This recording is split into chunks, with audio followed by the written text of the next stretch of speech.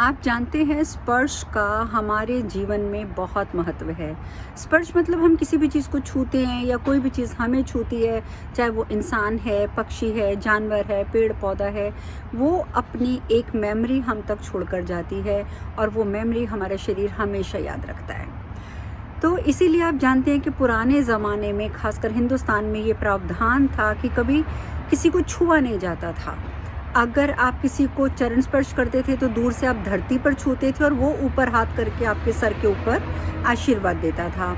या हम नमस्कार करते थे, कभी हेलो हाय नहीं किया जाता था, क्योंकि हेलो हाय करना अर्थात अपने हाथ को किसी के हाथ से मिलाना, तो वहाँ पर हमारी मेमोरी जो है वो एक दूसरे शरीर के साथ जुड़ जाती है, दूसरे शरीर की याददाश्त में चली जाती है और हमारे शरीर में भी उसकी याददाश्त आ जाती है।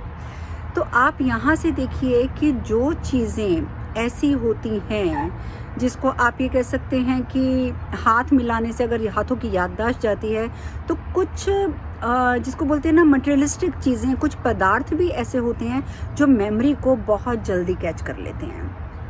उसमें से 3 चीज़ें बहुत महत्वपूर्ण होती हैं। अगर आप किसी बूढ़े बुज़ुर्ग से पूछें तो वो हमेशा यही कहेंगे कि हम ये 3 चीज़ें कभी किसी के हाथ से नहीं लेते हैं।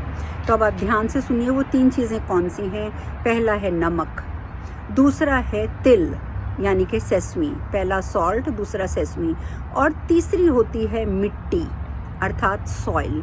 ये 3 चीज़ों में मेमोरी को कलेक्ट करने की पावर सबसे ज़्यादा तेज़ होती है। जब आप किसी के हाथ से ये 3 चीज़ों में से एक भी चीज़ अपने हाथ में लेते हैं तो आप उसके शरीर की मेमोरी को अपने शरीर में लेते हैं और यहीं आके आपका अस्तित्व कंफ्यूज हो जाता है।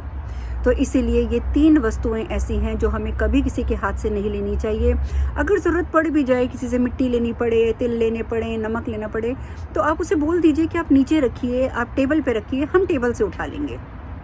लेकिन आप किसी के हाथ से ये सामान नहीं लेंगे, ये बहुत इम्पॉर्टेंट चीज़ है।